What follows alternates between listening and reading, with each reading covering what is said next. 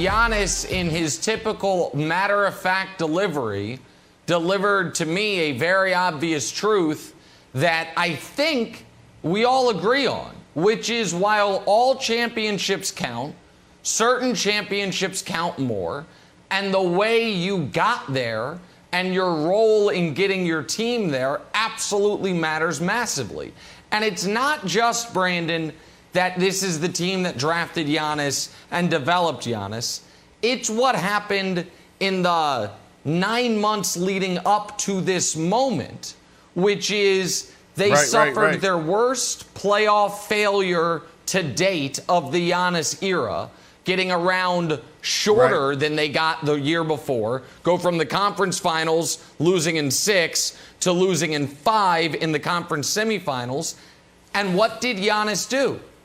He re-signed. He did not allow, the specter of his free agency to loom over this team all season. It emboldened them. I know they traded for Drew technically before he re-signed, but they knew he was re-signing, which enabled them to go all in on this year. And Brandon, I do not think it is an exaggeration to say that if Giannis was a pending free agent, that Brooklyn series could have gone differently, even given all the injuries. If everyone knows, oh my God, if we lose this series, Giannis might be walking out the door. I think that high pressure situation becomes even more pressurized. So because of his decisions, because of his loyalty, and because it's a small market team that drafted him and developed him, absolutely it would mean more than if he had demanded out this summer, gone to Miami, who beat him last year, and teamed up with those guys to try to win a title. I think absolutely it would mean more if they win this. Yeah, I mean, listen, there's so much to unpack here. Giannis gave us an inside look into his thought process, right? Because last year, Nick, you're right. Last year, everybody thought, man, Giannis could be on the move. Giannis probably should be on the move, how things ended in the bubble.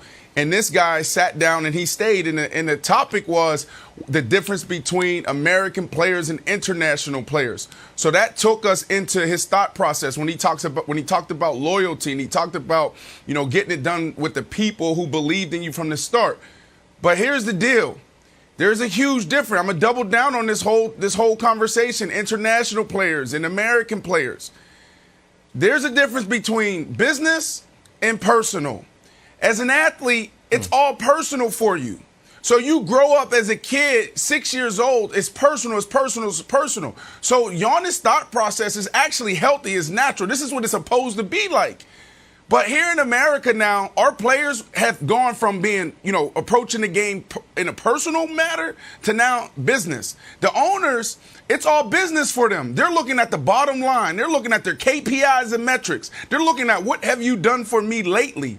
And the players for so long have approached the game, all games, like, well, you know what? I love this. I love this team. I love the fan base. And on the other end, the owners operate totally different. So now in America, whether you're in the NBA, you're in the NFL wilds, now these guys are saying, you know what? It's all about business. What's the best market for me? You know what? This situation isn't perfect for me. We saw it with Tom Brady. We saw it with James Harden.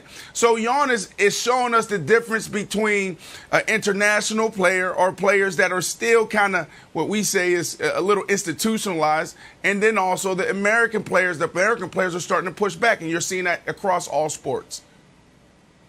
So I wonder if it's less of a domestic versus international sort of split and more of an age thing. Like, it feels like an old school way of thinking, but old school way of thinking is actually old people talking about when they were young. So there's like a sweet spot where you're very impressionable, and it's the same reason why, like, you hear like people valuing like young audiences, like, oh, this platform has a young audience. Like, why does a young audience matter so much? Old people have more money. Young people don't. Some young people don't have jobs. Like, oh, we really want that young audience.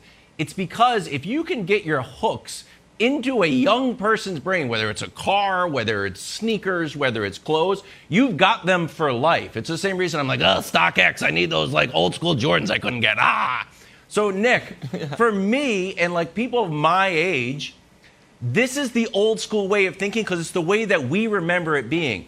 Magic, drafted by the Lakers, won with the Lakers. Bird, drafted by the Celtics, won with the Celtics. Isaiah, Jordan, Pippen, Paul Pierce. I was a little older, but still, you start to see Duncan, Robinson. Yeah. So, like, I think this is something that speaks to a certain generation, like my age. Kobe, all drafted by the Hornets. I know you're going to correct me. Yeah. But no, I wonder if in 20 years, when the kids that are like 12 years old now, when they get to be 30 and 40, whether this kind of like idea of like the homegrown player and the romance behind it kind of fades away. Well, yeah, or it could be reinvigorated by Giannis if they win this title. Yeah, I mean, true. The thing is, you mention the homegrown player.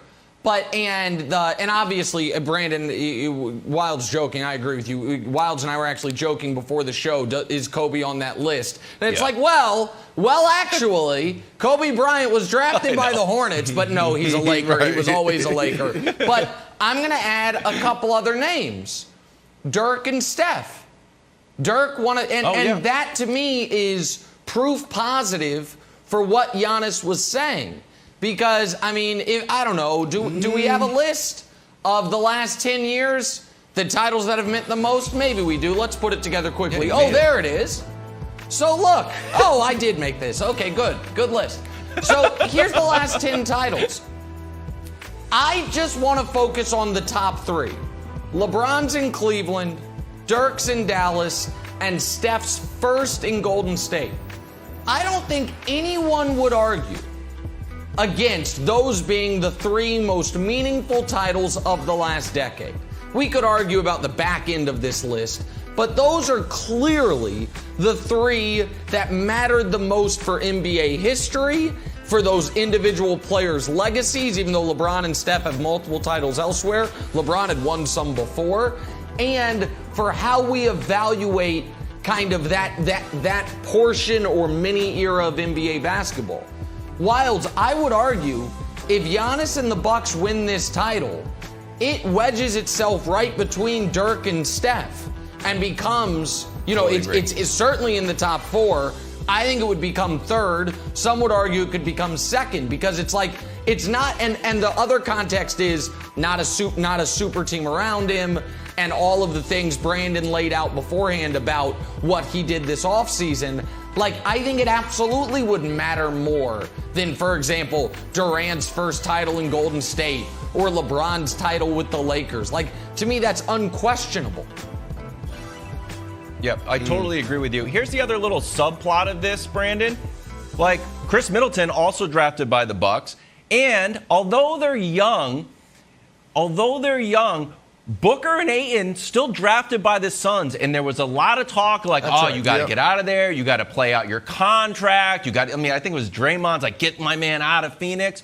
So the idea that they sort of like stuck it out, I mean, they didn't have a ton of options with the contract and the way the money is structured, but this is still a win for them. Like, Devin Booker won all through high school, won in college. So he's like, hey, by the way, like, I lost a little bit too. I'm young, but this losing still hurt me. So I also think it's a win for them and Phoenix if they can get a championship. So a little bit of winning on both sides here.